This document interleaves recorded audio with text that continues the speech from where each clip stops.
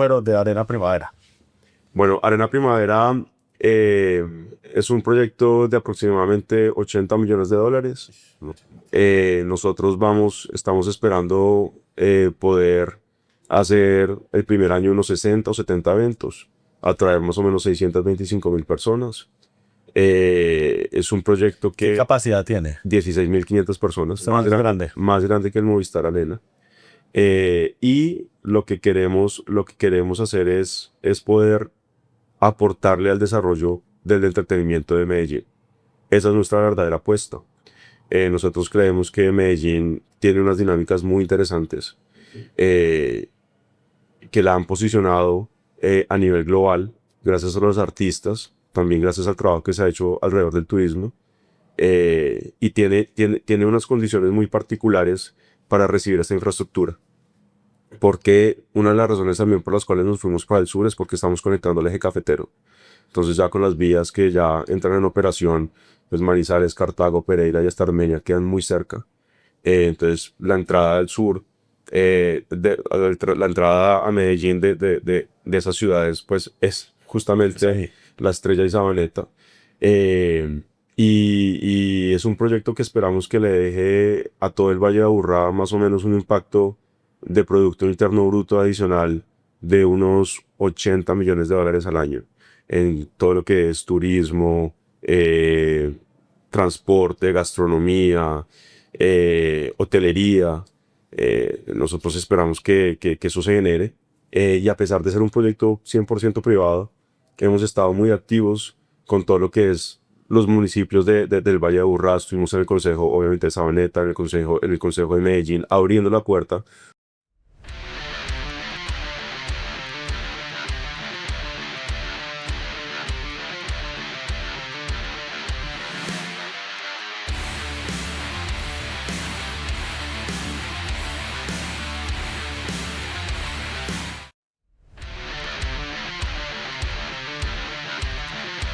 Gabriel, bienvenido aquí al podcast Hablemos de Raíz. Muchas gracias, hombre, que sacaste el espacio. Sé que venías de Bogotá, que venías viajando.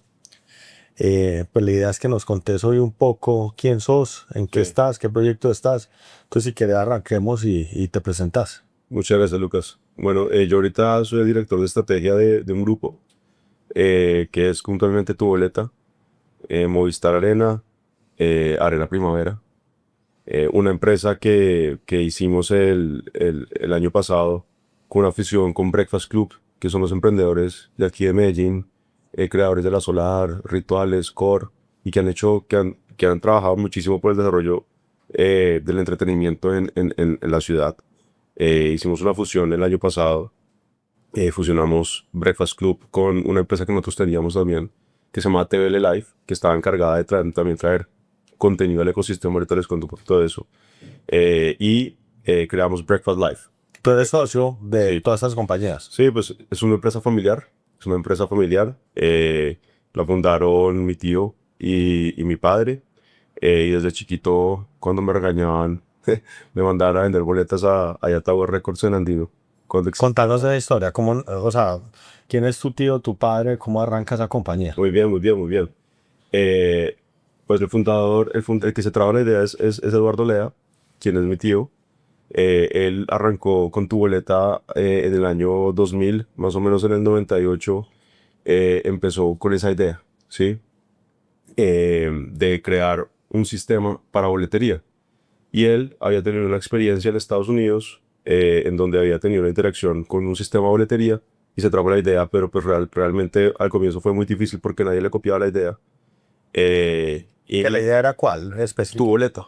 La idea era Vender boletas a través de una plataforma. a través de un sistema, ¿sí? Ok. ¿Por qué? Porque antes las boletas se comercializaban en físicas, ¿cierto? Si uno iba al estadio o a donde fuera, ya estaba la Exacto. boleta. A los puntos Azuquita para los conciertos. Entonces el promotor no tenía un control del inventario en tiempo real. Él no sabía cuántas boletas estaba vendiendo, sino que tenía que hacer los arqueos al final de la noche. Y había otros problemas, pues porque al no haber un sistema, tú no podías vender, escoger la silla, entonces la que te tocara en el lugar, ¿sí? Y adicionalmente, pues era el promotor quien gestionaba el inventario Pero esto, weón. wow, era el promotor quien gestionaba el inventario sin un sistema y no había esa centralización del inventario que hace tu boleta, ¿cierto? Entonces, al final, lo que él estaba detrás era de poder utilizar un sistema para poder centralizar varios conciertos y crear una especie de marketplace. Okay. Entonces, el punto es que o sea, mucha dificultad en que le copiaran la idea.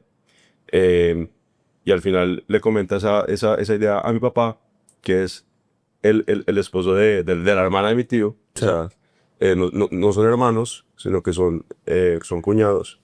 Y mi papá se mete al cuento. Mi papá tenía una vida muy corporativa y se mete... ¿María de qué empresas? no, él tenía una vida corporativa, trabajó en la Federación Nacional de Cafeteros, en la empresa de energía de Bogotá, súper corporativo. Y se retira Sí, me porque... imagino que niveles muy altos, pero Sí. para grandes empresas. Exactamente, sí, él fue el director de exportaciones de la Federación, que eso es como decir el director de exportaciones hoy de Ecopetrol, más o Sí, menos. una locura. Entonces, tomó una decisión muy arriesgada porque la compañía necesitaba una gerencia y dijo, bueno, yo me meto a gerenciar tu boleta por 6 meses. Y esos 6 meses se convirtieron en 22 años. Entonces hacen una muy buena dupla ellos, pues Eduardo muy emprendedor y papá muy estructurado. Se une otro socio que es Germán Gómez, ¿Y cuál era el perfil de tu tío? de mi tío. Sí, porque llega, pues, o sea, él vio eso en Estados Unidos o donde fuera que funcionaba, pero Sí. ¿de qué perfil venía? Emprendedor. Toda la vida emprendedor. Sí, ¿De qué negocios? toda la vida emprendedor. Exportaciones de maquinaria. Mi abuelo, por parte de mamá, tuvo una de las primeras rectificadoras, ¿sí? ¿Qué es eso? De carros. Ok. Cuando tienen que rectificar los motores. Sí. Entonces, ellos montaron muchas compañías. Toda la vida fue muy emprendedor y muy rebuscador, Eduardo.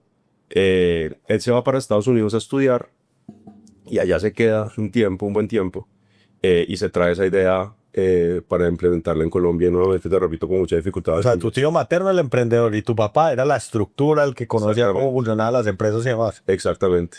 Y así nace tu boleta, ¿sí?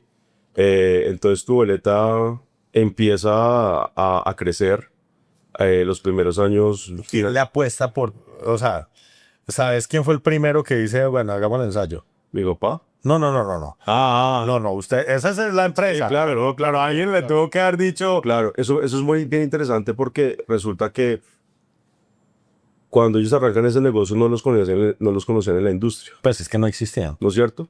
No existían. Entonces eran los promotores que traían los artistas.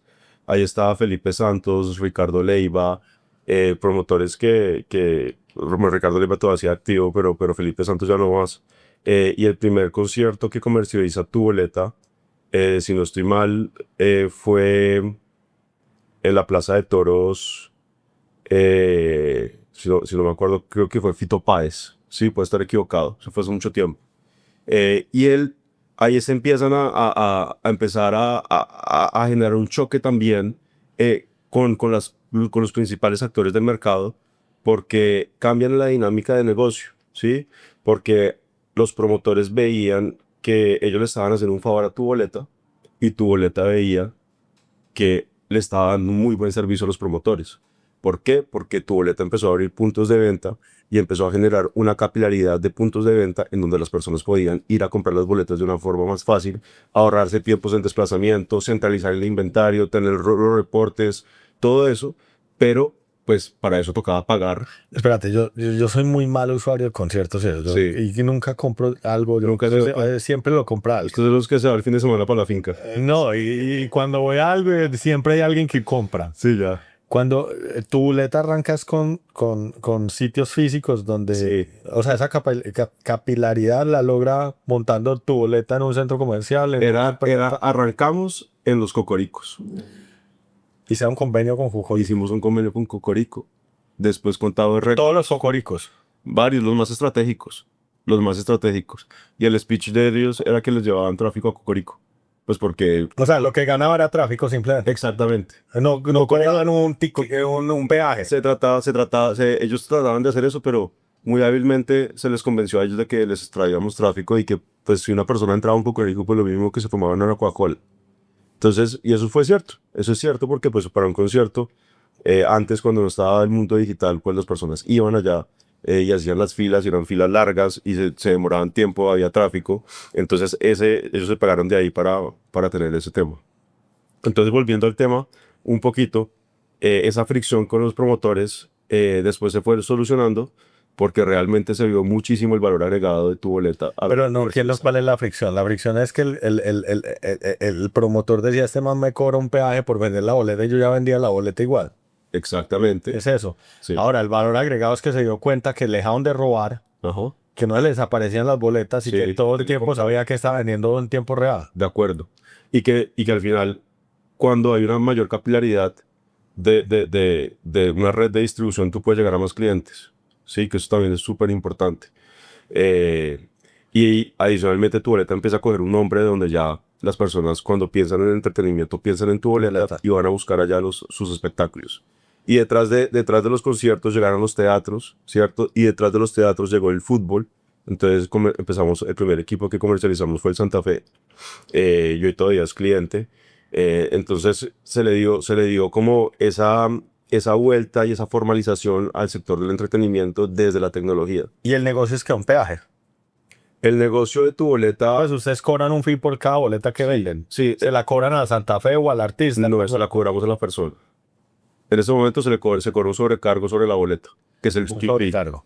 Sí, así funciona Ticketmaster, Eventim en Alemania, Ticketek en Australia. O sea, la dificultad para el promotor es que la boleta tenía un mayor costo para el cliente. No, a él no lo afectaba en sus finanzas, pero para el cliente de pronto le ponía algo más costoso. Al comienzo sí.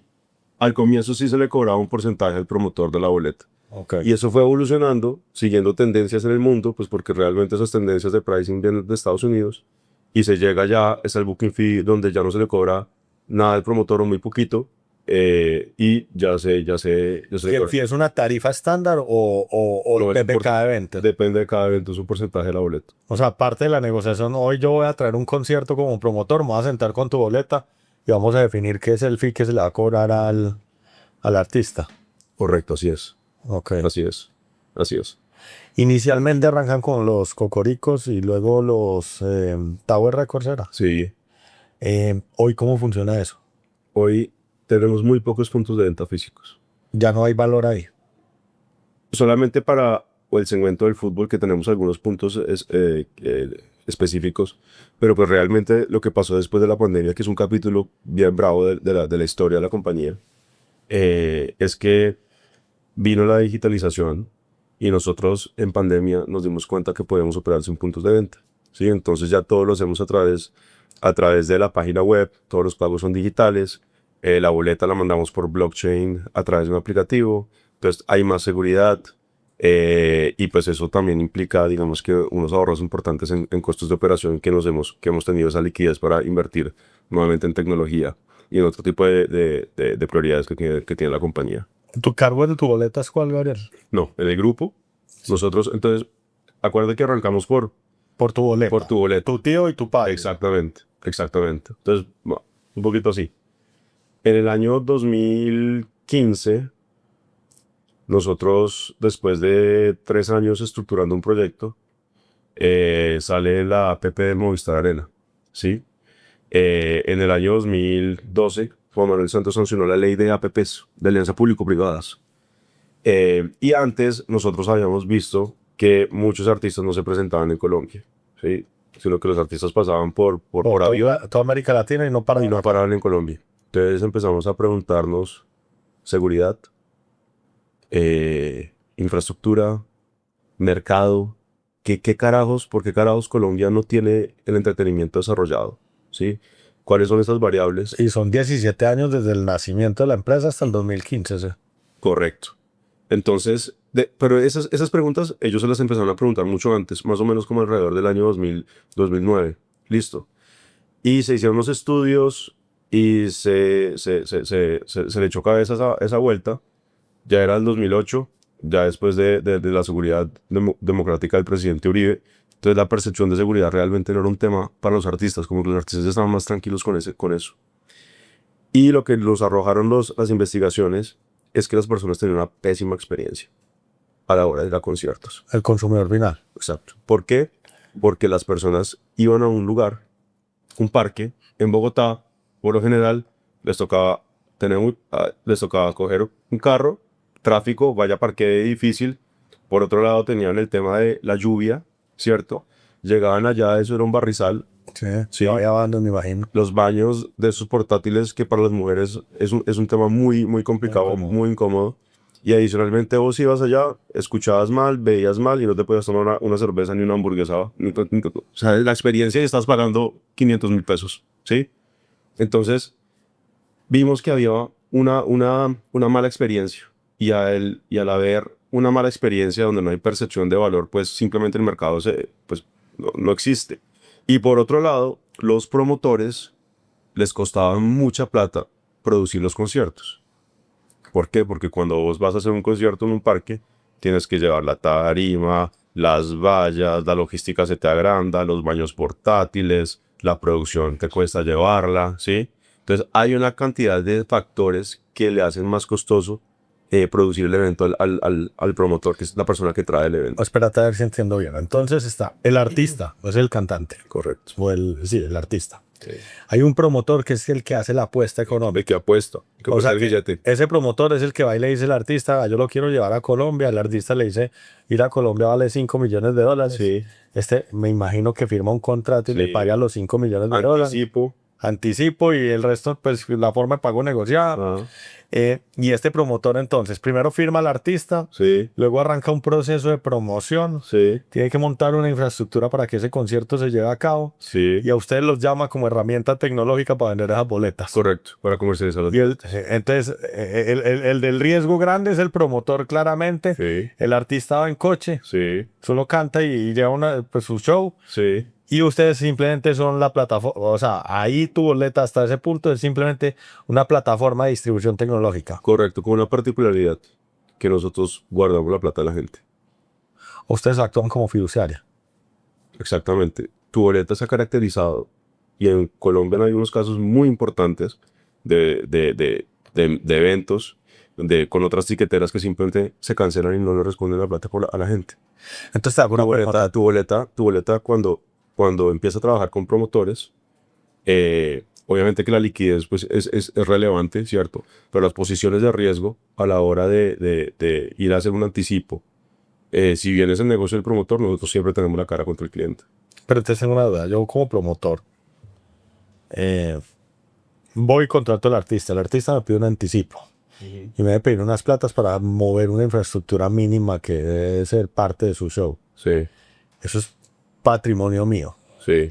Y eso lo hago por ahí 6 meses, un año antes, me imagino. Eso de tener una agenda, pues, Eso es un capital de trabajo. larga, Ajá. larga en el tiempo. Entonces yo llego al acuerdo, le giro el anticipo y el concierto está programado dentro de que normalmente que 6 meses más adelante, un año más adelante. Sí, las ventas salen más o menos como con 115 días antes, en promedio, y hay eventos que pueden tener en venta 5 meses. Y ahí arranca, como en cualquier negocio, el promotor a hacer mercadeo. Vallas, radios, Exacto. todo lo que exista para llenar eso. Ajá. Y ustedes empiezan a vender boletas. Sí. Y toda esa plata entra a ustedes y ni un peso al promotor. Ahí vienen las negociaciones. Ah, eso es negociable. Sí, es negociable. Pero si el concierto no se da por algún motivo, Tu boleta responde. por el 100%. Ok, bueno, sí es un riesgo importante. El de usted, pues el del promotor claramente, pero el de ustedes también. Sí. Al final es como realmente es una cadena, porque yo he visto shows que se cancelan el mismo día, ¿cierto? Hace mucho tiempo. Y entonces ahí, de hecho, en la pandemia, después de la pandemia, hubo un festival que era muy grande que se canceló, creo que un día antes, y el de las luces ya tenía eso montado, habían vendido los puesticos de comida y la gente también ya estaba. O sea, eso no lo hicimos nosotros, pero es una cadena relevante que hay que cuidar, y el riesgo realmente es de los actores que están en la cadena. En esos del 98 van que 26 años. A él se le ocurre la idea en el 98, se demora 2 años como estructurándola y convenciendo, y en el año 2000 se funda la empresa. Entonces en estos 25 años, ¿cuántos eventos han cancelado? Muchos. Ah, sí, eso es común. Muchísimos. Ah, no jodas. Muchísimos. Después de haber salido a vender. Muchísimos. Muchísimo. O sea, es súper común, ¿no? Sí, o sea, y por eso es que nosotros, o sea, uno cree que tener una tiquetera eso es conectar 4 computadores y ya no, eso es ¿Cuál es el más grande? El que uno dice, puta, encima embalamos. como una embalada brava que casi le cuesta a tu boleta su vida, ¿Y cuál fue ese? el Real Madrid. ¿Y cómo es la historia? No, no sé. Bueno, esa historia es en el año 2008. eh, Vino un promotor con la idea de traer el Real Madrid a un partido con Millonarios o con Santa Fe, ¿sí? Entonces, nuevamente, traía las cartas del equipo, traía los temas, había hecho unos pagos al equipo, ¿cierto? Y arrancamos a vender el concierto, perdón, el partido. Partido. El partido no se vende tan rápido porque las boletas eran muy costosas. eh, y se le anticipó una liquidez a la persona para que fuera y pagara el equipo, pues porque necesitaban más. Cuento corto, el man se baja del evento. Nosotros ya habíamos adelantado plata y a nosotros nos tocó asumir ese evento como promotores. ¿Sí? Entonces, ¿Por qué se baja el tipo? no, porque vio que no iban bien las ventas, tenía problemas y se bajó. Sí, y nosotros quedamos con el evento y ahí la decisión era o se devuelve la plata y no se hace el evento, queda mal el Real Madrid, etcétera, etcétera, etcétera. O nosotros asumimos el riesgo y lo seguimos implementando. Seguimos la promoción. Seguimos la promoción, entonces lo que se O decidió. sea, el Real Madrid seguía firme. Exacto. Ya era un problema de venta. Exacto. Lo que se decidió en su momento es que tu boleta asumía el evento. Y se tocó irse a España a explicar el equipo todos los temas, a renegociarlo. Tocaba traer el charter que costaba un ojo de la cara solamente con 22 personas. Pero al final se hizo el evento. El partido se jugó. El partido se jugó contra el Santa Fe. eh, pero fue duro porque la compañía tuvo que tomar unas posiciones de riesgo fuertes, de financiamiento también que gracias a Dios nunca hemos necesitado. El negocio de ustedes no es la promoción. No, y nos tocó aprender de eso en ese momento. Listo. Entonces, pero eso casi le cuesta la vida a tu boleta. O sea, ustedes salía a flote. que han sido la plataforma, en esta ocasión pasaron a tomar el rol de promotor, Tal cual. pero eso no hace parte de la línea de negocios de ustedes hoy. Hoy tenemos una empresa que es promotora en el grupo. No de tu Otra compañía, pero no tuvo boleta. Correcto. Eso es un evento de qué magnitud. Cuando uno llena un estadio como el Campín, eso sería uno cuánto tiene que vender para poder llenar un estadio, para poder, puedes decir, voy a ir, me paga.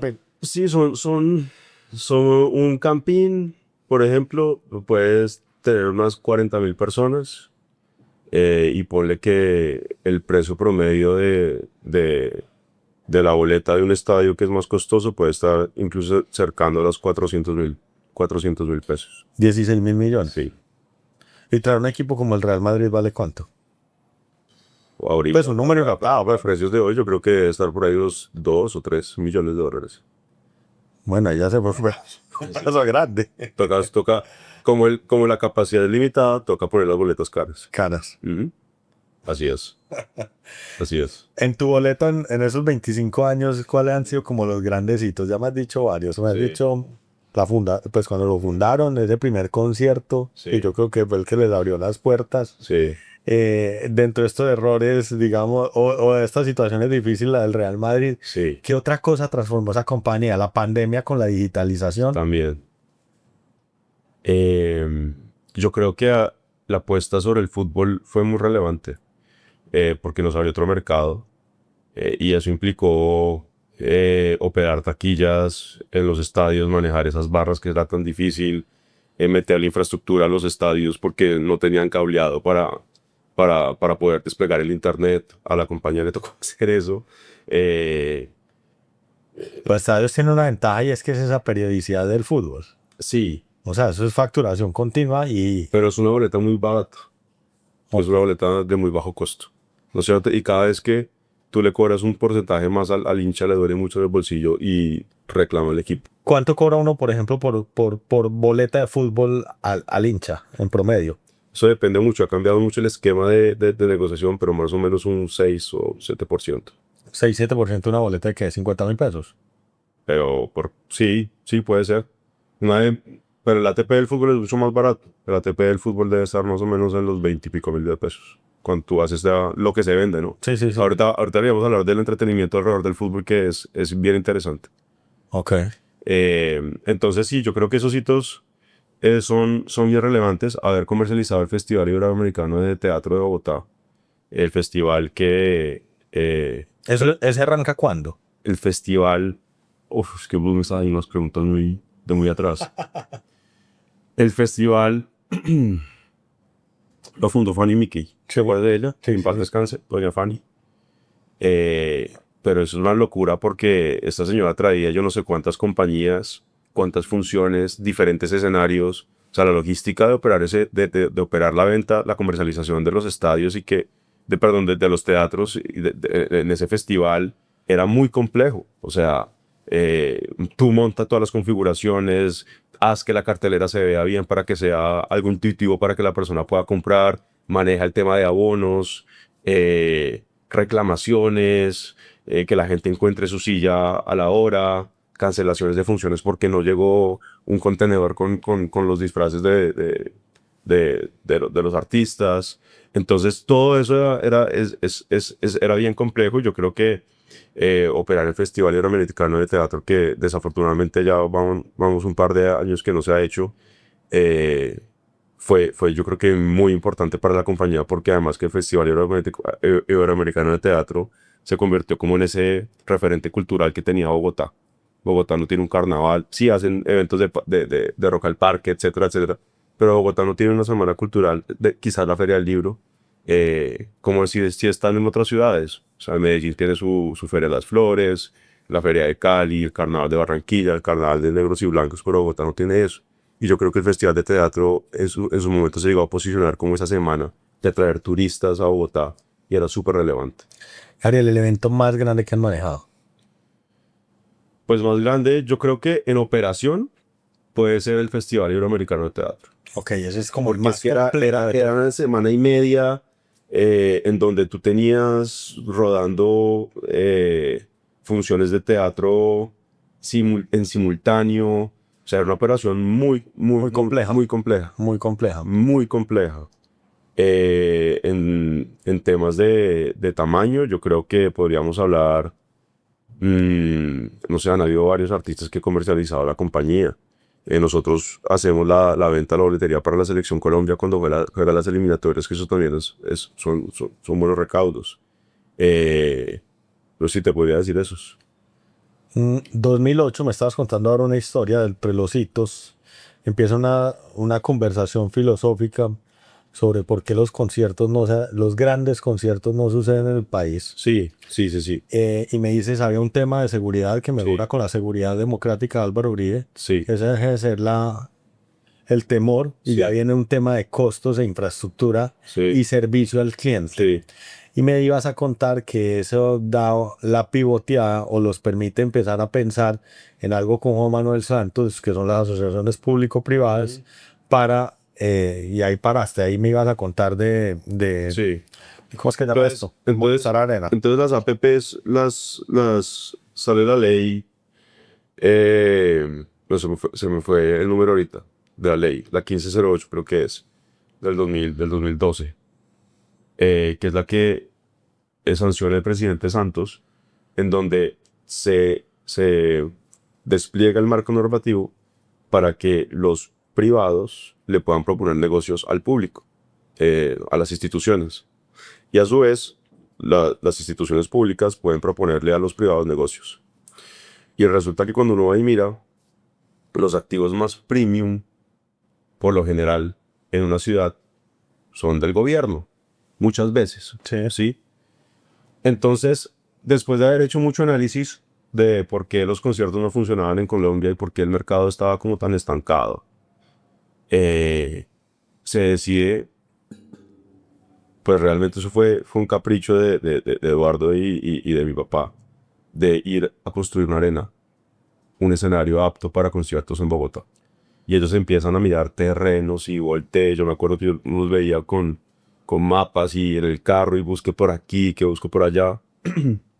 Y después llamaron a una firma americana y recorrieron el Coliseo del Campín y dijeron, ahí es. O sea, no busquen más, yo creo que es la ubicación, etcétera, etcétera. Háganle una reforma o túmbenlo, ¿sí?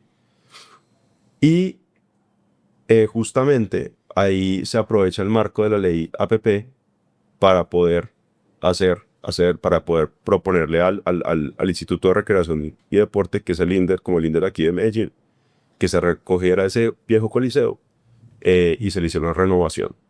Entonces ahí vienen las fases de prefactibilidad, factibilidad que tienen las APPs y después licitación y adjudicación. Pero bueno, cuento corto porque eso también es una historia de muchos años. En el año 2015 se logra firmar el acuerdo de concesión, el contrato de concesión, para poder operar, para poder construir, remodelar y construir y operar por 25 años el antiguo Coliseo del Campín, que hoy es el Movistar Arena. 25 años es porque el límite máximo o no, o podría ser mayor el tiempo. 25 años realmente las APP tienen un límite máximo de 30 años, el estándar es como 25 y uno puede pedir 5 adicionales. O sea, si te vas con los 25 puedes pedir una extensión. Y a los Sí. 30 sí toca entregar. Sí, O sea, esa infraestructura queda del Estado. sí, correcto. Y- Se hace la reversión y queda del Estado. Y en este caso, por ejemplo, esa asociación público-privada, la inversión fue toda privada. Toda privada. Era un cupo, No. había una El participación. 100% de la inversión que se hizo en Movistar Arena fue O sea, riesgo el privado. espacio. El IRD le entregó el espacio y dijo, señores, aquí les dejo, hagan esto que ustedes me prometieron en este contrato, cójalo, inviertan la plata a su riesgo. La matriz de riesgos de ese contrato es bastante para el privado, realmente. Nosotros asumimos muchos riesgos. Y dijeron, cojan eso y desarrollen ustedes y opérenlo. Y ahí, digamos que entro yo un poquito a la película, porque la financiación de ese proyecto fue muy compleja. Entonces, a pesar de que yo tenía mucho contacto con la compañía, pues porque lo que te comentaba, cuando mi papá me regañaba, me mandaba a vender boletas, conocía muy bien el sistema, estuve en el call center, me llevaban muchísimas las juntas directivas. Eh, con mi tío también trabajé mucho en un negocio de alimentos y más de barras en los conciertos. Entonces yo era el que en el colegio iba y le decía a todos mis amigos, nos fuimos para Marc Anthony a manejar las barras y pues pelados de 18 años, 19 años se iban conmigo a manejar las barras y eso hasta uno armaba rumba allá manejando eso. Y después de la universidad yo entré a trabajar a banca de inversión, una experiencia muy No, es que administrador, economista. soy economista. Economista. Sí. En estructuración financiera, project finance y financiamiento estructurado. El punto es que cuando ellos se meten a hacer el Movistar Arena, ya logran tener el contrato, hay una fase que es de los contratos, y es que vos no puedes iniciar obra sin que no tengas las cartas de los bancos. Entonces tienes que probar que tienes la plata del capital y si lo vas a financiar, tienes que tener las cartas de los bancos en firme para hacer eso. Y ahí empieza un vía crucis de irle a explicar al sistema financiero colombiano sobre el entretenimiento en Colombia. Que eso es capaz de pagarse. Sí. Que existe, que el modelo de negocio tiene sentido y que se puede pagar, ¿cierto? Y ahí entré yo porque una noche estaba en la casa y mi papá estaba estresado porque los bancos no les prestaban la plata. Son manes emprendedores. Yo ya tenía un poquito más de estructura financiera, entonces yo le dije, pa, están presentándole mal esto a los bancos, hagamos un proceso competitivo, hagamos un proceso estructurado. Llevamos este proyecto a la banca de inversión donde yo trabajaba, les ayudamos y ¿En qué banca de inversión trabajabas? con el grupo Helm. Okay. El grupo que era el banco Helm, Sí. ellos tienen otros, es bastante grande el grupo en diferentes sectores de economía. Eso después lo compra Itaú, es ese. Sí, Sí. pero solamente el banco, pero el grupo Helm tiene energía, están en HMB, ingenieros acá, la RIF con PCHs, son grandes y también tienen Gecolsa. Pero el punto es que logramos ir al sistema financiero, se les explicó el proyecto. Y haciendo maromas logramos una financiación puente, un crédito puente, para poder financiar la construcción y tener el cierre financiero. Con ese cuenta es como un crédito para la construcción, únicamente. Exactamente. No como, Largo plazo. no como debería ser, que los bancos también dicen, bueno, Presenten para los 25 años. exactamente. ¿Pero por qué? Porque nuevamente los bancos no entendían el modelo de negocio. Los bancos Entonces, ¿cuál era la fuente de pago una vez terminara la obra, si no hay un comprador? no, la operación del recinto. O sea, no era, pero solo te dio un plazo que es el plazo de ejecución de obra. Sí. Nos tiraron como la obra más 2 años. Ok, ya ¿Listo? los tenían súper apretados. Sí, súper apretados. O sea, te digo que fue muy difícil. O sea, eso no fue para nada óptimo. No fue para nada óptimo. Entonces, cuando la arena arranca, ¿cierto? Se empieza a comercializar ese negocio y yo me uno al equipo de finanzas ya después de que la obra arrancó y me uno al equipo de finanzas de la arena a trabajar ahí.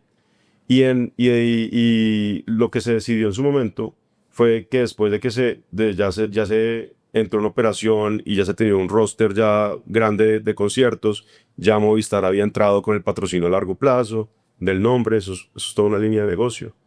Eso es un alquiler. Sí, ellos colocan el aviso y tienen unos patrocinios y pagan una anualidad como en todo el mundo. ¿Sí? Okay. Así funciona. Y cuando ya teníamos el negocio estabilizado, decidimos volver a tocar la puerta del sistema financiero y ahí ya hicimos un crédito más estructurado a largo plazo, en donde ya repagamos el crédito puente. ¿O qué te dan? No, por ahí 8 años o 10 años. Y es capaz de pagarse en 10 años. Dejamos unas colitas al final. Sí, dejamos unas colitas. Entonces, ahí ya cuando ya empieza a tomar vuelo el Movistar Arena, ya la percepción del sistema financiero cambia muchísimo hacia el sector, empiezan a aprender los bancos de eso. Pues con la mala suerte de que el año 2019, el Arena abrió septiembre del año 2018. 2019 fue un año espectacular. Nosotros en el modelo financiero pensábamos que íbamos a hacer el primer año 50 eventos, el segundo año 75 y después estabilizarnos en 90. Que llegó la pandemia. Entonces teníamos un proyecto recién inaugurado. Endeudado. En marzo del año 2020 llegó la pandemia. Fuimos los primeros que nos cerraron, los últimos en abrir. Y ahí comienza el capítulo de la pandemia sobre cómo navegar eso. Y cómo sacar a flote no solamente el Movistar Arena, sino mantener a flote a tu boleta, que también depende muchísimo pues, ya quiero que me contes eso, pero quiero antes entender qué es el Movistar Arena. Sí. Cuando uno habla del Movistar Arena, ¿es una inversión de cuánta plata? En su época fueron más o menos unos casi los $50 millones sin tener en cuenta, sin tener en plata de hoy $50 millones por ahí. ¿Y eso qué incluye? Eso es la infraestructura. ¿Qué es en general? O sea, la infraestructura es el edificio, el acondicionamiento acústico, las zonas VIP, la silletería, toda la infraestructura en general, donde ahí no hay el backstage, todo el ahí no hay veritas. O sea, todo es a través de boletería. No hay privados dueños de palcos ni nada por el estilo. En Bogotá no se puede porque es una APP, entonces tú puedes concesionar. O sea, tu derecho es concesionar tus activos que tiene el edificio, pero no lo puedes vender porque es propiedad del privado, del público. Perdón. ¿Cuántos puestos hay en el Movistar Arena? Movistar Arena tiene una capacidad en Full Arena con la platea de pie, porque tiene diferentes configuraciones de 13.000 personas, 13.200. ¿Y eso para una arena es una arena grande, mediana, pequeña? Es óptima. O sea, el número es ese. Es un buen número. Es un buen número. ¿La más grande cuál será en el mundo? No, pues ahí sí, de arenas, es que por encima de 25.000 personas yo creo que ya es un estadio. Ok. Entonces, mucha gente dice, no, construir una arena para 60.000 personas. No existen arenas de 60.000 personas en el mundo. Eso es un estadio y vaya téchelo y vaya que suene bien. Sí, entonces eso es diferente. Pero la arena la decidimos hacer para esa capacidad.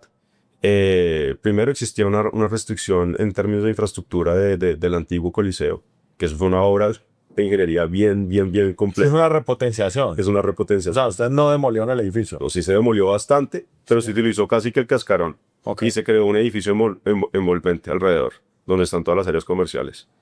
Eh, pero Las áreas comerciales son comidas, pues las ventas de diferentes cosas. sí, son Y eso también- son alquileres. sí, hay una empresa que alquila esos locales para A terceros. operarlos. O sea, me imagino que hay un concurso para poderse quedar con esas áreas. Tal cual, tal Ok. cual. Entonces, entonces el Movistar Arena es justamente eso. No es un centro comercial en donde tú vayas un día cualquiera y esté abierta la puerta para ir allá, sino que es un lugar especializado, una infraestructura en donde los promotores van y la alquilan, ¿no es cierto? Van y alquilan el escenario, y allá va la gente cómoda, y se puede tomar su cervecita, los baños son adecuados, la gente escucha bien, ve bien, la producción técnica ya está instalada, entonces el promotor se ahorra una La plata. producción técnica es que principalmente sonido y luces. Y audio. Audio, sonido y video. Entonces el artista que lleva. Muchas veces los artistas llevan sus equipos. De hecho, ahorita está corriendo un show en la arena que se llama Raúl Alejandro y Raúl Alejandro llevó casi que 8 contenedores de producción técnica. Y eso depende mucho del artista. Por ejemplo, André Rieu, que es el violinista holandés, lleva todo. Lleva absolutamente Claro, todo hasta traer un chef. No utiliza tu sonido. El sonido sí lo utiliza, pero de resto trae muchas cosas. Entonces, depende mucho, pero hay empresas de producción técnica que se dedican a prestar esos O servicios. sea que como valor agregado para el artista le baja inversión en traslado de equipo y logística Al promotor, al promotor. pues el promotor tiene que traer las cosas. O sea, Pero eso entra. ya no todas, o sea, ya no tiene que coger un parque y volverlo centro de eventos. Ya pues tiene sí, muchas cosas. pero que- principalmente porque existe la arena.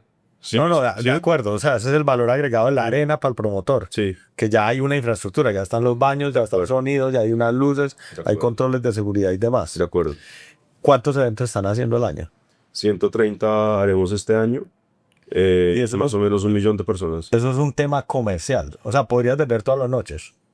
O hay un tema de restricción. Hay restricción logística porque si tú tienes un show, pues tienes que cambiar el escenario, tienes que cambiar las luces, entonces ahí se genera un poquito de restricción.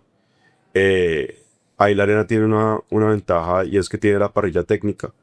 La parrilla técnica te permite a ti colgar varias producciones en simultáneo.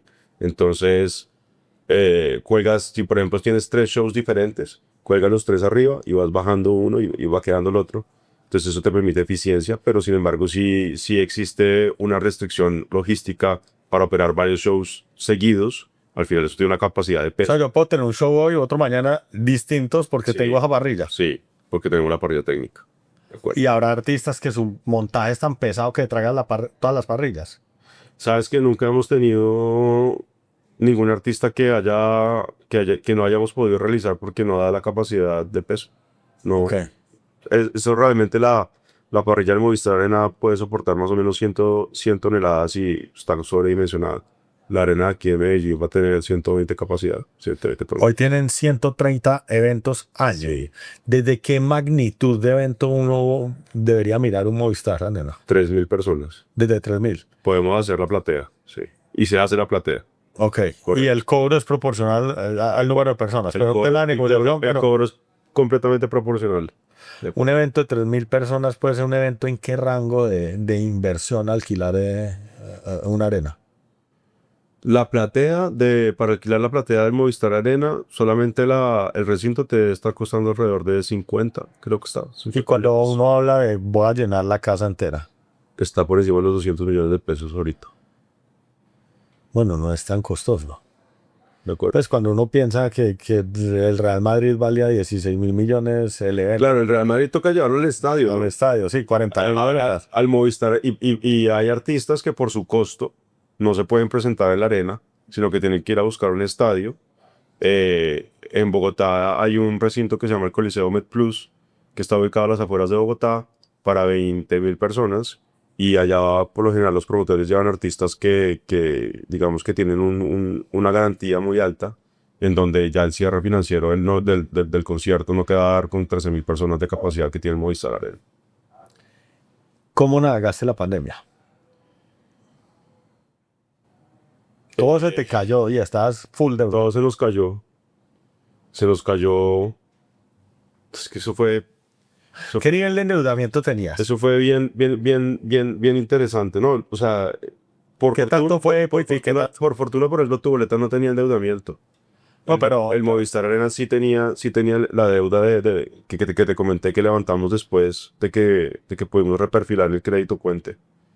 Pero la deuda estaba fresca. ¿y un Movistar Arena tiene equity o solo deuda? Ambas. Ambas. Ambas. ¿Y el inversionista es tu boleta o hay diferentes inversionistas? Nosotros estamos en el Movistar Arena, no es tu boleta, son los socios directamente, o sea, no es la compañía, son los socios directamente, con unos socios chilenos que también tienen el ¿De la Movistar industria? Arena. Sí, de la industria, que también tienen el Movistar Arena de Santiago de Chile. ¿Qué fue más difícil? ¿La financiación bancaria o el equity?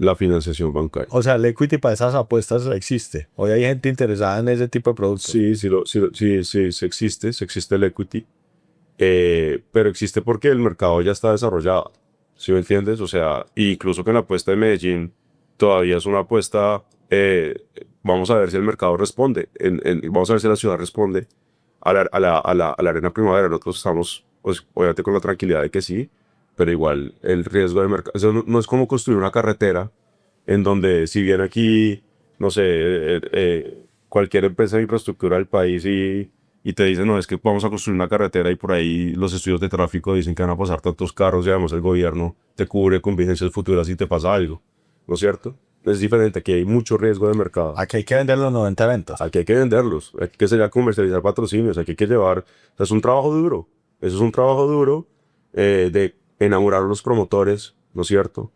Para que vayan allá y hagan sus shows, confíen en nosotros para hacer ese ejercicio. Pero bueno, volviendo a la pandemia un poquito, eh, fueron unos meses muy preocupantes. Eh, Puedo decir que en el Movistar Arena todos los trabajadores eh, se les respetó el contrato. Todos hicimos esfuerzos, nos bajamos el sueldo y empezamos a hacer de todo. Cuando arranca la pandemia, incluso la arena la alquiló Merkeo, que era esta aplicación como para pedir mercados, como centro de distribución. Eso no dejó casi plata. La tomó por quizás 3 semanas.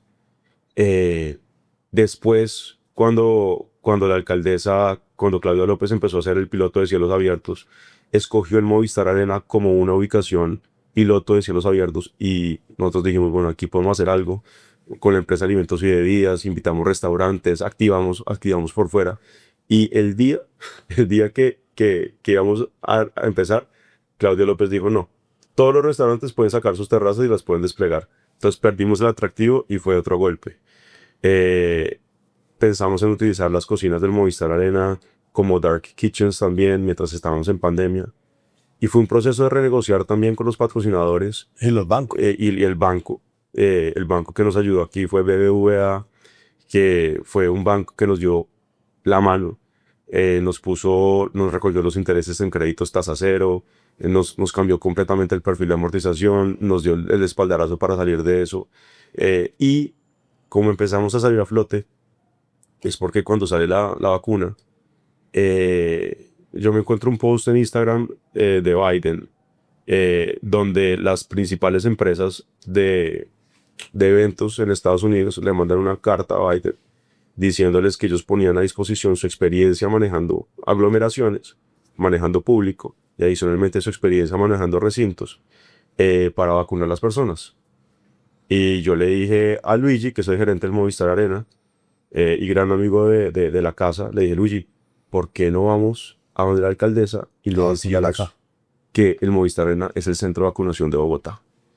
Y fuimos allá, la alcaldesa nos paró bolas. En ese momento el Ministerio de Salud con el exministro Ruiz, que hizo una gran labor, era muy exigente, entonces decía como que sí, como que no, hablen con la Secretaría de Salud. El caso es que terminamos hablando con Keralty, con Sanitas. Y Keralty y Sanitas, la EPS Sanitas, le apostaron a convertir el Movistar Arena en un centro de vacunación. Y empezamos con algunas áreas de la arena, ¿cierto? Empezamos con las suites, atendiendo público de edad, un público delicado, entonces llegaban muchas personas, atiéndalos bien, que el distanciamiento, era muy complejo eso. Y en un abrir y cerrar de ojos estaba todos los metros cuadrados del Movistar Arena con un puesto de vacunación. No jodas. Entonces eso fue una historia de darle la vuelta, De silencio absoluto. de resiliencia absoluta. Ese año cerramos los números con números negros, o sea, tuvimos utilidad. Yo creo que lo más importante es que, Eso sí es una pivoteada. O sea, eso sí no le imagina a nadie. increíble, hicimos utilidad. Y adicionalmente, yo creo que lo más importante es que nos ocupamos, ¿cierto? Nos ocupamos porque las personas, los colaboradores nuestros estaban súper preocupados. Utilizando tu boleta para hacer el agendamiento. Entonces, el agendamiento de los turnos lo hacemos por tu boleta. Tu boleta también, prestamos un servicio en el O sea, garaje. que tu boleta cobraba por el agendamiento también. O sea, le empezaron ahí, sí, Claro, le empezamos a generar ingresos, le empezamos a dar la vuelta. Hicimos una alianza con un laboratorio externo para hacer las pruebas COVID. Entonces iban al Movistar Arena en el carro y hacían la prueba en nasal. Te enviábamos el resultado por correo. También dejó pláticas de negocio. Y al final la pandemia la pivoteamos así, a tal punto que tuvimos el argumento suficiente para ir a Movistar, que es el patrocinador principal, y decirle, oiga, este año usted tuvo exposición de marca, usted tuvo todo, incluso el año donde más personas han ido al Movistar Arena es este. fue la pandemia. No jodas. ¿Sí me entiendes? Entonces, claro, porque el Movistar Arena se aplicaron aproximadamente 3 millones de dosis. 3 Y millones de entran dosis. uno por año. Claro, entonces fue darle la vuelta, y adicionalmente el presidente Duque pues nos nombraba en sus alocaciones diarias. Fuimos ejemplo, el Ministerio de Salud súper contento, y más allá del tema económico, pues logramos contribuir para salir adelante de la crisis. Y ya después empezaron a hacer los eventos con distanciamiento, los pilotos, etcétera. Ese modelo del Movistar ahora lo empiezan a copiar a nivel regional. Sí. El primero es aquí en Sabaneta. Sí. ¿Cómo es la historia del de Sabaneta? Bueno, en el año 2019 nos visitan de la agencia PP de Medellín, de la alcaldía Fico, Sí. Fico 1. Vino Cristina Zambrano, que es la directora de ASI, de la Agencia de Cooperación y de Inversión de Medellín, y nos dicen, oiga, Medellín está teniendo unas dinámicas muy interesantes de turismo, y quisiéramos explorar la opción de hacer una arena en Medellín. Yo lo recibí, y ahí a mí se me metió el bicho. O sea, a mí se me metió esa, como me puse a analizar, fui vicioso y me puse a analizar la evolución de la ciudad. Analicé mucho las tasas de crecimiento y vi que Medellín estaba creciendo por encima de otras regiones del país. El desempleo más bajito también. El tema de turismo también antes de pandemia venía disparado. Y yo dije, pues, hasta de pronto Medellín tiene las características que estamos buscando. Y ya la ciudad empezaba como a tener ese sex appeal de ese nombre de turismo, y cierto. Y ahí a mí se me metió el bicho. Y antes de pandemia, después de Fico queda Daniel Quintero en la alcaldía, y a Daniel Quintero se le propone hacer una arena en el Cincuentenario, ¿sí? En el Parque Norte. Pero pues llegó pandemia y eso se enredó. Nosotros, la última prioridad va a ser el proyecto de Gabriel. Suerte, mijo, vamos a seguir adelante. Ya cuando ya estábamos un poquito, yo empecé a estructurar el proyecto. Entonces empecé a hacer el modelo financiero y a mirar las cifras, y se estructuró. Sin embargo, Parque Norte representaba unos serios problemas, unos serios retos, en donde, en primer lugar, la cancha pues ha sido icónica. Es un bien que presta servicio a la comunidad para el fútbol. también está dentro del área de influencia de la Universidad Nacional, de la Universidad de Antioquia, ¿cierto? Y eso, como la Universidad de Antioquia es un bien cultural, poderlo tramitar, poder hacer modificaciones ahí es muy complejo. En términos urbanísticos, toma mucho tiempo. Entonces, al final, la conclusión fue que también ese lugar presentaba unos retos muy, muy difíciles en términos de movilidad y seguridad. Eh, y se clausuró el proyecto en ese lugar. Unas personas creo que presentaron una app que tampoco salió ahí. Y nosotros seguimos buscando y empezamos a entender la ciudad, empezamos a entender el desarrollo inmobiliario de la ciudad y encontramos en Sabaneta un municipio, por decirlo así, muy amigable con los negocios, una alcaldía que nos recibió el alcalde Santiago Montoya, y encontramos un predio que adquirimos, y ahí estamos haciendo el proyecto. Sabaneta tiene unas características bien relevantes. Ya, esto no es APP. Ya hacemos APPs, ya Eso es inversión privada. es un proyecto 100% privado donde somos dueños de la tierra. Ya cambia muchísimo, hay muchas cosas que cambian ahí. Mucho mejor para los números. Desde el financiamiento, pues la tierra es un billete. Sí. La tierra es un billete y cuando uno va y mira, pues siempre está la duda si, si es mejor de pronto construirte ahí tu edificio, etc. O sea, eso es... Lo que pasa es que a nosotros nos hace sentido por el ecosistema que tenemos, ¿sí? Pero también son apuestas duras. O sea, ¿sí? repetirías una APP. 100%. Yo repetiría una app. Prefieres, Pero eso es un... pero eres capaz de definir qué prefieres hoy, si APP o comprar la tierra y hacerlo 100% privado. Pues a mí me gusta más, sí, o sea, si dejo de lado el tema financiero, pues vámonos por lo privado, Ok. ¿sí? Más fácil. Más fácil, más rápido, uno controla los tiempos, no tienes que estar lidiando con una administración que te está cambiando cada 4 años. Pueden cambiarte las condiciones. No, es muy difícil. O sea, al final sea, cambia la lista. Son contratos pero nosotros tenemos un contrato muy sólido, que está muy bien, está muy blindado y eso es como si pues el gobierno quisiera cambiar las condiciones de las concesiones, pues se tienen que meter por temas legales muy complejos y al final el mensaje que se le está mandando al mercado pues es nefasto. Es nefasto porque nadie más te va a volver a poner. Dame el número de Arena Primavera. Bueno, Arena Primavera es un proyecto de aproximadamente $80 millones. Nosotros estamos esperando poder hacer el primer año unos 60 o 70 eventos, atraer más o menos 625.000 personas. Es un proyecto que... ¿Qué capacidad tiene? 16.500 personas. Es más grande. Más grande que el Movistar Arena. Y lo que queremos hacer es poder aportarle al desarrollo del entretenimiento de Medellín. Esa es nuestra verdadera apuesta. Nosotros creemos que Medellín tiene unas dinámicas muy interesantes, que la han posicionado a nivel global, gracias a los artistas, también gracias al trabajo que se ha hecho alrededor del turismo, y tiene unas condiciones muy particulares para recibir esta infraestructura. Porque una de las razones también por las cuales nos fuimos para el sur es porque estamos conectando el eje cafetero. Entonces ya con las vías que ya entran en operación, pues Manizales, Cartago, Pereira y hasta Armenia quedan muy cerca. Entonces la entrada al sur, la entrada a Medellín de esas ciudades, pues es justamente Sí. la Estrella y Sabaneta.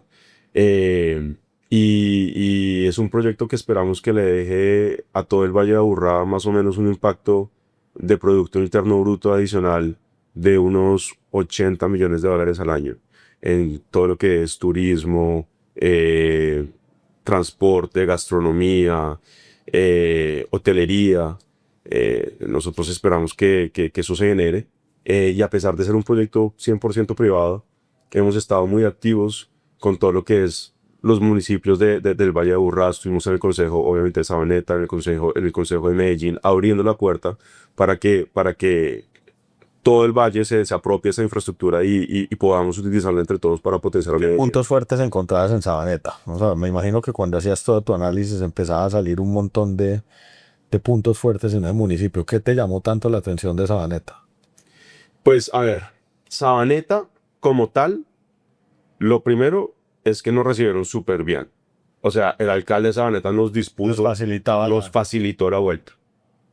Y yo creo que muchas veces la burocracia de las grandes ciudades es justamente lo opuesto. Y lo bonito de tener municipios alrededor es que al final los municipios compiten y es una competencia sana. Sí, o sea, al final es una competencia sana en donde los alcaldes están buscando atraer inversión. O sea, Envigado también es súper activo con el tema y están facilitando muchas veces POTs y planes parciales para que se puedan desarrollar. O sea, te ayudó con la norma, te ayudó con servicios públicos, con... 100% nos ayudó con todo eso. Y yo creo que algo muy importante que nos llamó la atención del sur más que de Sabaneta, y además que el predio queda al lado del metro, que Transporte público es fundamental. una maravilla. O sea, eso es un batazo que es muy difícil conseguir. Un pedazo de tierra hoy que te queda al lado del metro y además que tenga la normatividad para tú poder desarrollar un recinto de estos. Sí. Es escaso. Eh, y pues lo que nosotros estamos viendo es que la transformación en términos de bienes raíces se está dando hacia el sur. Todo lo que es la línea del río está pasando, le está dando paso de la industria a a centros urbanos, a centros de servicios, y nosotros lo que nos estamos pegando ahí es de eso, y también pues Sabaneta es un municipio que es muy seguro, ¿cierto? A mí me invitaron al centro de monitoreo y es impresionante, realmente es descrestante. O sea, allá saben dónde está cada persona en cada esquina. Nosotros nos vamos a conectar a ese centro de monitoreo cuando tengamos la implementación de las cámaras para el tema de seguridad. Entonces yo creo que todo es esa combinación de que está el lote, de que está la normatividad, de que también es el sur y que se está desarrollando hacia allá, que encontramos un alcalde que nos abre las puertas, pues todas esas cosas como que se fueron dando. Muchas veces uno entra a estos proyectos sin saber a dónde va a terminar, pero lo importante es dar el primer paso y de ahí romper paredes, porque esa vaina sí es, esos proyectos son así, que un día, pues vos sabes, está en pie y al otro día se cayó. Y es mucha creatividad de poderle dar la vuelta a los temas. Ese ya arrancó ahora, ¿sí o no? Sí, ya recobre. ¿En qué punto va? Arena Primavera, hoy llevamos un avance más o menos del 25%, ya terminamos cimentación, la estructura ya está casi que terminada, estamos en este momento en todo lo que es la estructura metálica del techo, desplegando la parrilla técnica que te comentaba para poder hacer ese tema. Ya empezamos con redes internas, instalación de redes hidrosanitarias, y vamos bien, vamos bien, vamos por encima del cronograma. Yo creo que es un proyecto que le va a transformar muchísimo la cara al Valle de Aburrá, y más importante todavía, es que va a potenciar el entretenimiento. O sea, Claro. el sector del entretenimiento no se desarrolla sin infraestructura. Infraestructura. El fútbol es un claro ejemplo de eso. O sea, no hay razón. Muchas veces uno ve el entretenimiento en estos países rezagado con lo que es Estados Unidos. Pues obvio, porque uno va a Estados Unidos a un partido de básquetbol y así no sepas quién está jugando, la pasas muy bien. ¿Sabes? Es una experiencia bacana que te filman dándote el besito con la novia, te joden. O sea, es todo un tema de entretenimiento. Pero aquí a los papás les da miedo llevar a los pelados al estadio, pues Por la porque inseguridad. y la infraestructura no aguanta. No aguanta. Entonces ya los alcaldes se han pellizcado muchísimo. Bogotá tiene el proyecto la APP para renovar el Campín. El alcalde de Barranquilla, Alex Char, también anunció la renovación. Fico aquí también anunció, y eso es lo que toca hacer. O sea, el entretenimiento es un tema de sanidad mental, de desconexión. Es un mercado muy importante en donde Colombia está lejísimos todavía. Ustedes van para Barranquilla con arena. Nosotros hemos mirado Barranquilla muy de cerca. Yo creo que Barranquilla tiene unas dinámicas muy interesantes. Nosotros estamos mirando algunos desarrollos. Malecón, ¿qué zona? El Malecón nos atrae, Puerta de Oro también está chévere. Por ahí hubo una iniciativa que tuvo Edgar Rentería con Arena del Río que no salió. Era un proyecto muy grande, creemos nosotros. En Cali, por ejemplo, Páramo está operando la Plaza de Toros de Cali. En Bogotá también, digamos que se desplegó la nueva infraestructura que es Vive Claro, que es una infraestructura para más o menos 40.000 personas, también operada por OCESA. Entonces yo creo que hay como buen ambiente de inversión en el sector. yo creo que lo importante es ser muy aterrizados con los pies en la tierra, de hacer los proyectos financieramente sostenibles. Eso fue lo que yo creo que le pasó a Arena del Río, que desafortunadamente era un proyecto de 400 y pico millones de dólares, que pues, estamos en Colombia y Sí. el mercado es el mercado, ¿sí me entiendes? Y hay que jugar con el mercado. Eh, pero sí, eso te puedo comentar. Entonces, oye, estás en el negocio de tu boleta, estás en el negocio de las arenas. Ese grupo, ¿a qué más ha pivoteado? Te que hicimos la fusión con Breakfast Live, ¿cierto? Nosotros, parte del contenido que llevamos a las arenas lo producimos nosotros mismos, traemos los propios artistas. Ustedes son los promotores. Sí, y también hacemos los festivales que te comento aquí en la ciudad. Nuestras arenas son open buildings en donde cualquier promotor puede ir a hacer sus eventos. Tenemos condiciones de mercado para que allá puedan hacer sus shows. Y adicionalmente tenemos la vertical de alimentos y bebidas que opera el Movistar Arena. La vertical de alimentos y bebidas también. O sea, que ustedes manejan todo, alimentos y bebidas del Movistar Arena. Sí, nosotros manejamos. Y aquí en esta arena también lo vamos a hacer. O sea, ahí no puede entrar un tercero. Tenemos unos locales comerciales externos que Sí, sí. se están operados por terceros, correcto. Ok. Y nosotros lo que queremos hacer con esta compañía de alimentos y bebidas también es que del paso a los festivales y podamos brindar una experiencia mucho más homogénea en los festivales. En nuestros festivales utilizamos tecnología cashless para que la gente pueda comprar rápido con su boleta, con su manilla. Entonces, eso es como lo que te puedo comentar De los negocios. de los negocios que ¿Hoy están solo en Colombia o ya están incursionando afuera? solamente estamos en Colombia. Tu boleta tuvo sus pinitos de salir por fuera, estuvo en Perú, estuvo en Ecuador, pero yo creo que muchas veces es difícil salir, se requiere mucha estructura, mucho foco, y el grupo ha crecido a una velocidad muy alta en donde a veces, como lo que estamos tratando de darle ahorita, ¿no es cierto? Como darle estructura, o sea, no es que no la tenga, pero sí ya se creció y amerita mucho replantear las cosas, darle las vueltas para poder tomar esos pasos hacia afuera. Pero si te das cuenta, esto es muy bonito porque realmente cuando Eduardo se imaginó este sueño, nunca se imaginó que iba a terminar con una arena en Bogotá. Nunca, es imposible. Es imposible. Sí, eso nos pasa a nosotros también. Nuestras empresas terminan en otros lados. Sí, en otros lados es increíble, y ahí es donde yo creo que lo importante es uno tener, pues, de lo que yo he aprendido de la estructuración del proyecto de Medellín, que lo siento pues muy propio porque lo he trabajado muchísimo, es dele y dele y dele, y las cosas, como dice Alejandro Salazar, se van dando como de forma emergente. Es bien interesante. ¿Has trabajado con Alejo o qué? Estuve en un curso El bootcamp. en el bootcamp, me leí el libro, Sí. lo estoy leyendo también, Colombia Ganadora, muy interesante. Y me parece que es un man bien centrado.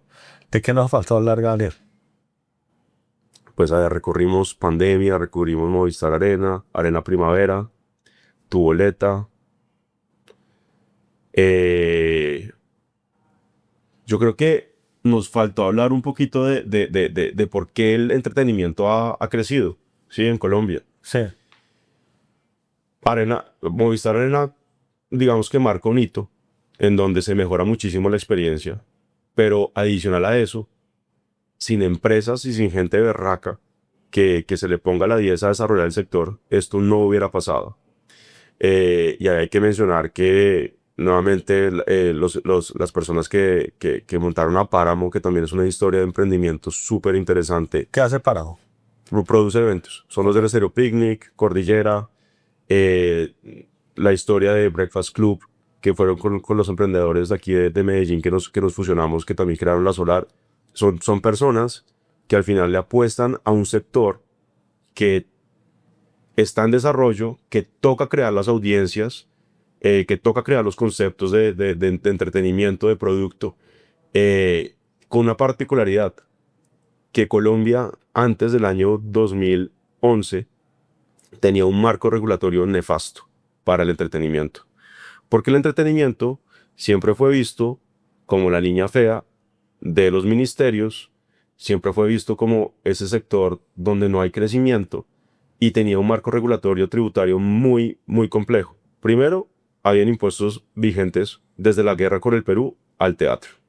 En segundo lugar, cuando tú querías hacer un evento, tenías que ir a preguntarle a N entidades diferentes permisos. Entonces, coordinar eso era un rollo. No habían incentivos tributarios. Entonces, lo que nosotros hicimos desde Tu Boleta, bueno, hizo mi papá y Eduardo, fue coger y hacer como un gremio e impulsaron la ley 1493 del año 2011, la ley del espectáculo público, y con eso logramos cambiar el esquema regulatorio. Imagínate que cuando un artista venía a un concierto tocaba hacerle una retención en la fuente del 33%.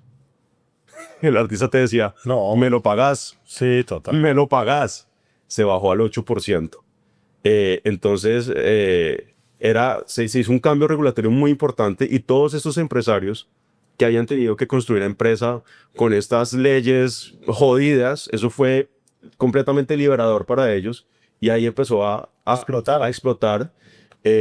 Vuelvo y te digo, lo que ha hecho Páramo para mí es increíble porque posicionar esos festivales de la forma como lo hicieron, el Estéreo Picnic ya es un ícono regional, están haciendo un muy buen trabajo con Cordillera, nosotros se le estamos metiendo muchísimo también a nuestros festivales, estamos posicionando muy fuerte el Festival de la Leyenda Vallenata, que también lo producimos nosotros, Rituales, que es este fin de semana justamente, muy invitado a que vayas, Lucas, está sold out, prácticamente un festival de 2 días de música electrónica que vamos a tener más o menos 45.000 personas. Entonces, pero todos esos empresarios y toda esa gente que apostó por crecer y que también les costó billete y tiempo y preocupaciones, yo creo que esa es la principal razón por la que hoy Colombia está como una senda de crecimiento en el entretenimiento. Ve uno que de los sectores de mayor crecimiento hoy es el entretenimiento, Así es. por encima de todos, pues, y muy Así bien. es, así es, así es. Daniel, muchas gracias, hermano. Bueno. Muy bacana la historia. Como todas las historias de emprendimiento, un montón de sorpresas. Te felicito, hombre, por todo el trabajo. No es trabajo de equipo bien, bien bacán. Gracias, papá. Todo bien.